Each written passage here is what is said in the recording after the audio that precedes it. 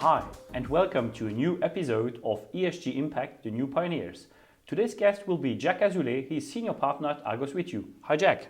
Hello, Stefan, and thank you very much for greeting me. Very happy to be here, and hello to all our viewers as well. A great pleasure to host you for our second interview. Could you quickly give us a snapshot on Argos Wityu and also about your role? Yes, of course. So Argos Wityu is an independent private equity firm. We operate in Western Continental Europe, in France, Italy, the DACH region and Benelux, with offices and investment teams in 7 different countries, 7 offices, Paris, Milan, Frankfurt, Brussels, Amsterdam, we just opened, Geneva, and of course Luxembourg. And our specialty is majority buyouts. We take control of the firms that we acquire, and we're not afraid of complexity. We're not afraid of rolling up our sleeves and deeply transforming the companies that we acquire. That's what we've been doing. I think the theme of this discussion is new pioneers. We can probably say that Argos is a pioneer. We've been doing private equity since 1989, so one of the pioneers of private equity in Europe. And pioneering again with the launch of a new strategy, still majority buyouts of SMEs in our European countries. But the specificity of this second strategy, this platform extension, is a focus on decarbonisation.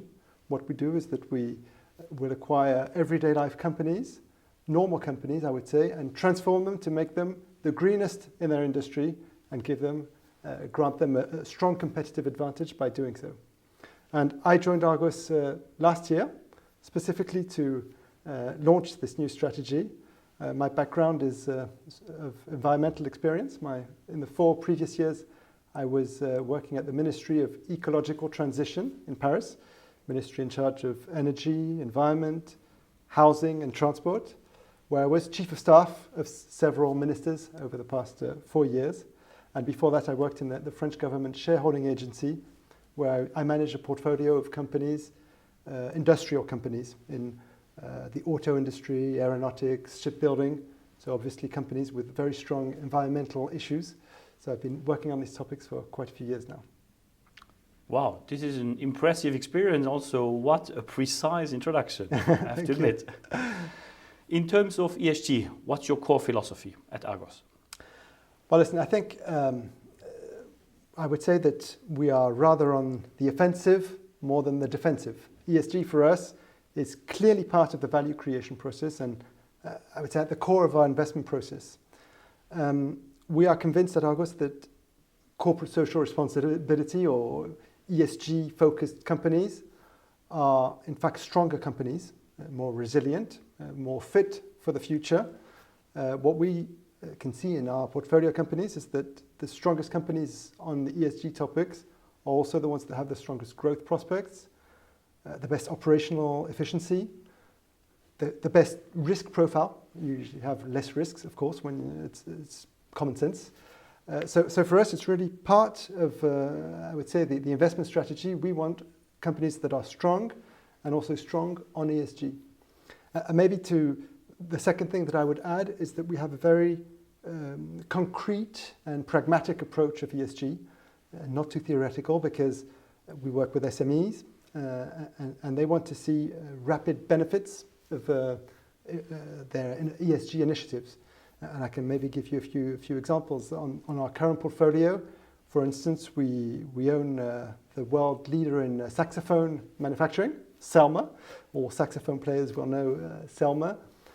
Selma has just launched a platform for refurbished second-hand musical instruments, and that really unleashes new opportunities and a new market. Another example, we're the main shareholder of Zodiac Milpro, inflatable boats. Sure. We've just launched, the management of that company has just launched a service to measure and optimize fuel consumption, which reduces the cost for their customers. Immediate benefit there also. And maybe if I change to Juliet Sterwen, completely different sector, consulting firm specialized in strategy and transformation. Juliet Sterwen has just adopted a mission-driven status, which means that it's now consulting for good is its baseline. That has immediately had an impact on the turnover of the consultants working for them. They have other firms have twice as many people leaving them each year compared to Juliet Stowen, and you can probably guess that in consulting, I mean, it's a talent business. Retaining the best talents is absolutely key. So they've had double-digit growth over the past years. There again, immediate benefit of an ESG initiative. So good examples. I know there are studies. There was a study by Bain that I read a few days ago, and EY is going to release a study in the next few days on 1,200 PE firms worldwide that shows that the best performers on ESG are also the ones that have the best IRR in private equity. There's a clear link between the two. Love to hear that. That was exactly the conclusion we were always waiting for, and also impressive here examples. We are certainly huge fans of well-drafted regulations and theory, but in the end it's the execution and the concrete examples which make the difference. Absolutely. And if we talk about regulation, so how complicated was or is SFDR? How did you solve that data collection obstacle? That's a long topic. We could probably spend a whole interview just on SFDR. But maybe to try and have a short answer, this new fund that we're launching, Argos Climate Action, the decarbonisation fund, is an Article 9 fund. And it's been quite a journey to make it an Article 9 journey. The first thing is that you have to choose what your sustainable investment objective is going to be. For us, being a decarbonisation fund, we chose climate change mitigation, Article 9.3 for the experts. And so we had to have a clear KPI, easy to measure, simple, auditable also. We chose the CO2 intensity of our portfolio companies, which will be measured for each company each year and audited by a third party. That's almost the easy part, because then you also have to make sure that you don't do any significant harm on all the other taxonomy objectives. You have to look at pollution, water resources, biodiversity, circular economy. Also, you have to meet minimum safeguards on social and governance aspects. And you have to report on a whole series of KPIs, the famous principal adverse impacts, so 14 plus 2 that we chose on governance, so 16 KPIs on top of our main CO2 intensity KPI. And once again, we invest in SMEs, and often we intervene in competitive processes where there are other funds, and we have to explain and demonstrate to the management teams of these companies that collecting all this data and having an ESG plan is going to bring value to them and is going to give them a competitive advantage, which sometimes takes some convincing. And also what we bring, I think, which helps, is that we bring a tool. I'd like to quote EcoVadis that we use, I think well-known platform probably by most of our viewers now. Yes. What's interesting in EcoVadis is that it's also a management system, an ESG management system. It's a tool that helps you make sure that you've put in place all the policies to monitor and improve on all the ESG topics, and not only a collection of data and information. It gives you benchmarks, it tells you where to improve, and so implementing that, and our head of ESG helps our portfolio companies by training their teams on how to use EcoVadis, is really a good way of making ESG concrete for these companies. Sounds very smart and also pragmatic here again. Thank you. You just mentioned this Article 9 fund, decarbonation. Concretely, how many funds do you manage? How many are Article 6, 8 or 9? And also, do you think that this classification could potentially help on the fundraising front? Well, today we have two strategies at Argos. The historical one, which is investing in SMEs and simplifying their process and accompanying their growth. These were launched, we're on the 8th vintage of this strategy, but they were launched before SFDR entered in force, so we could maybe consider them Article 6 by default because it was before SFDR, and this new strategy is Article 9, the one that we're actually fundraising currently, Argos Climate Action. To the second part of your question, does it help being at Article 9 in the fundraising? Yes, sometimes. There are some investors who clearly have some Article 9 or sometimes Article 8 and Article 9 impact pockets. So for them, clearly, we're in the right box, but it's not always the case. And we always insist on the fact that we're a buyout fund, which also has strong environmental impact. But we're a buyout fund first, and we're aiming for buyout returns. And so the fact that we have these two objectives and that we don't compromise on the returns brings us traction, I would say, from the two ends of the spectrum. We have traditional private equity investors who want to walk the ESG path and go through the learning curve and find it reassuring to do so with a seasoned and experienced private equity firm that has also some environmental expertise now in the teams. And on the other side of the spectrum, you have investors coming more from the impact space who are drawn by the sort of risk-reward pattern of private equity, and that are quite impressed to see that you can have buyout returns while having a strong environmental impact with something measurable and not qualitative. So I think, yes, it's not only being Article 9 that helps. What helps is having put in place the whole strategy and having a serious methodology to build a fund that's going to perform on both aspects, financial and environmental. You already mentioned that before with your different shared insights. So for you, it's very obvious that the value creation model gains from these non-financial returns and from the ESG criteria. Yes, I think it's pretty obvious. I mean, we're very convinced, and we have proof points of this with our portfolio companies. Of course, we're a buyout fund. We use the traditional buyout levers to create value. Sure. We have a very methodical approach at Argos. We've created internal tools knowledge management tools that we've called the paddles. Like, when you're rowing and you use paddles to go faster. The paddles are the 49 ways of creating value in a portfolio company with precise description of each one. What's a good pricing policy? How do you buy and build? How do you develop internationalization of a company? How do you manage your cash? I mean, all those topics that are the traditional value creation levers. And on top of that, for this new strategy, climate action strategy, we've developed what we call green paddles, which are ESG paddles that come on top, that are extra value creation levers. And we're pretty convinced that we will have three ways of creating extra value with this strategy.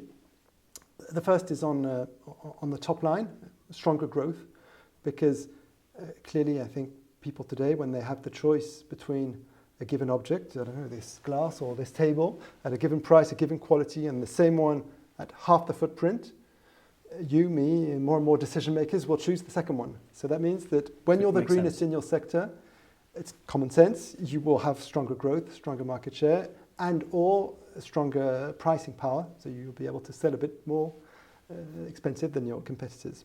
So stronger growth. It's also a way of attracting and retaining the top talents. And for SMEs, that's absolutely key. So clearly a better growth for these companies. The second aspect of value creation on top of the traditional buyout way is on expenses. That's a bit more counterintuitive because people often think ESG initiatives are costly. Mm-hmm. They're an investment, and they might reduce my profitability.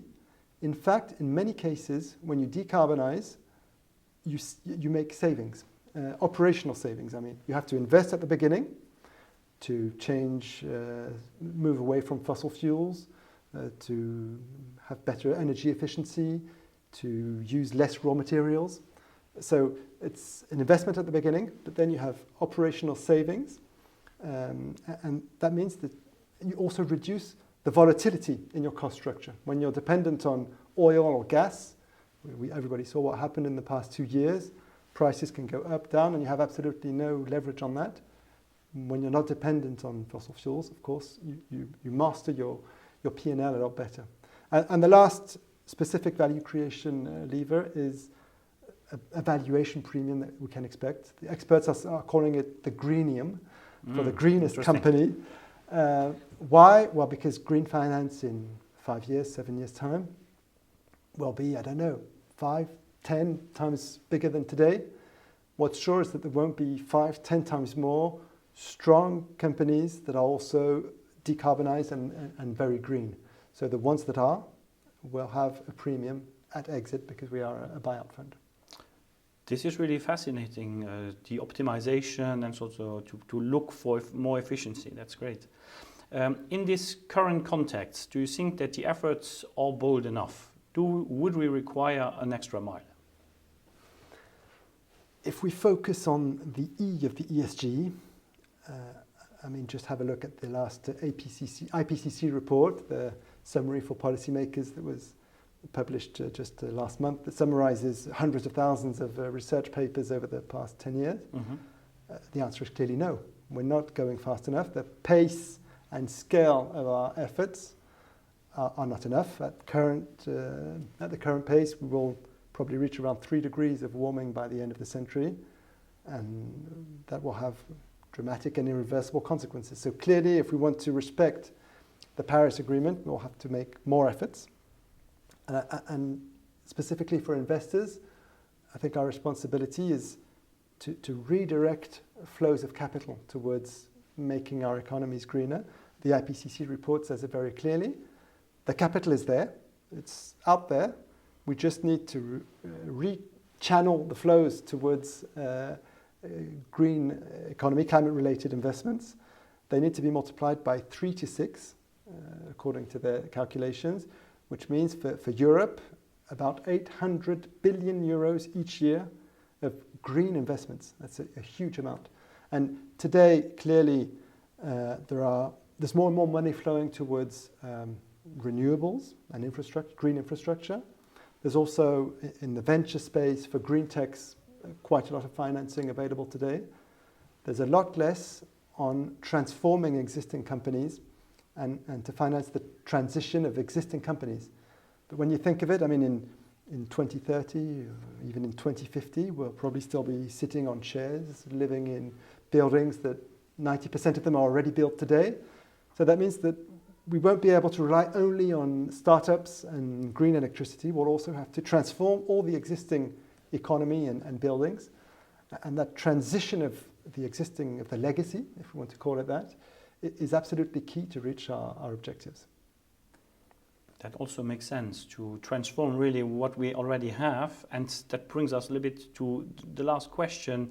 What are the 5 biggest changes that you implemented either within Argos or then the different target companies? You mentioned before the saxophones, and then also certainly Zodiac, but would you like to share some other concrete examples? I think the first step of the change is probably the commitments that we take and that we took. We're signatories of the UN PRIs, of course, like a lot of probably members of the has become a classic, yes. We've also committed to SBTi. We were, I think, one of the top 15, the first 15 GPs in the world to have their SBT objectives approved by SBTi. Which make concrete changes in our everyday life, in our travel policies. We keep our phones and laptops a bit longer than before because we want to reduce our carbon footprint, and we compensate what's left at the end of each year. But it's also, of course, our biggest carbon impact is on our portfolio companies, our scope 3. And so we also driving the change within our portfolio companies, bringing them to build their decarbonisation plans as well. So I think first is the commitment. Then the second is the training of all the teams, because you really need to uplift the competencies of all your teams for them to be able to help the management teams of our portfolio companies. What we did at Argos is that we implemented what we call the Argos Climate Academy. We're quite proud of that. It's individual courses for each one to train at their own pace and rhythm and to learn the knowledge that they need, but also the tools to help their portfolio companies. I think that's a very important part of the journey. Once you have the training, you need the tools. I've already spoken about EcoVadis, the paddles that we use internally. We've also developed a tool to very rapidly estimate the carbon footprint of a company and identify the main decarbonisation levers. How can we divide by 2 the carbon footprint of a given company, given the industry it operates in and its position on the value chain? Something that we developed internally. It took us quite a few months of hard work. So you need strong tools to be methodical. The other part of the tools is for the portfolio companies. We traditionally have what we call 100-day plans after acquisition. I think a lot of our colleagues do the same when they acquire companies. Well, we've integrated an ESG 100-day plan in all of our companies, where in the first 100 days, we really identify the concrete actions that we're going to take to improve the ESG performance of our companies. And that means very concrete and pragmatic initiatives. I gave you a few examples on Selma or on Zodiac, but it's true for each of our 22 portfolio companies today. For each of them, we identify where can they improve and how. And how much financing does it need? Who's going to be in charge? How long do we give ourselves to reach these targets? And the last initiative that I'd like to mention, and I think you've done the same at LPEA, is you have an ESG club for your members. Yes. Well, we've done the same for the managers of our portfolio companies. We created an ESG club because we felt that they feel sometimes quite lonely on these topics. When you're the boss of a 200, 300, 400 people SME, you have an executive committee of 4 or 5 people. Probably at the beginning, none of them is in charge of ESG full time. And these are very new topics for some of them. Some are just common sense. Energy efficiency, people have been actually doing that for centuries without calling it that, but they're used to turning the lights off in the evening and turning the heating down a bit. But when you enter into more complex, and especially the regulatory aspects of and the reporting requirements, the CEOs of our companies sometimes feel a bit lost, and they need to share their good practices and be able to hear from others what they've done and the obstacles that they've faced and how they've been able to move forward. And so this ESG club is also very appreciated because they can share their fears and their difficulties and also meet sometimes some very high-level experts to have as many answers as we can to their questions. So yeah, it's a whole journey from you commit, you build the tools, you uplift the competencies of your teams, and you help the management teams of your portfolio companies. And with the whole chain there, you can hope that you will improve your ESG performance and your performance in general as a whole as a consequence. That sounds really awesome, and in the sense of bringing together a vision and also again here these different programs, these actions you're actually doing, let's say, on a day-to-day basis in all those companies. Any specific, let's say, takeaway you would like to share with our audience on decarbonation, whatever we could do on a day-to-day basis? Something simple. Well, I think the first thing that you can look at when you want to decarbonize your company is, am I using fossil fuels today? That's probably the biggest source of carbon emissions, of your carbon footprint. If I'm using gas or fuel or coal, even worse, in terms of carbon footprint, is there a way to switch to a renewable energy source? Electricity, and then I can have a long-term green electricity purchase agreement, for instance. If the answer is yes, that's probably the best initiatives that you can take first to begin with. And then the second one is common sense. How can I reduce my raw materials consumption? Is there scrap somewhere that I could recycle and use in my industrial process? Do I have a supplier that's more efficient than others on these topics? And can I maybe set some minimum standards in terms of ESG performance to my suppliers? Those are probably the first measures that you can take to improve your environmental performance. And then on the S and the G, I think it's very often common sense also. You need to put in place procedures to formalize things that you were probably already doing, but that you hadn't formalized, on anti-money laundering policies or anti-bribery. I'm sure most people have, for them it's absolutely obvious, but just putting that on a paper and a policy and sharing it with all your employees is already a way of improving and making sure that everyone has in mind those topics, and a good way of improving your ESG performance. Very concrete again. Jack, thanks a lot for joining us today, for sharing your insights, and see you very soon again. Thank you, Stefan. Goodbye. Bye-bye.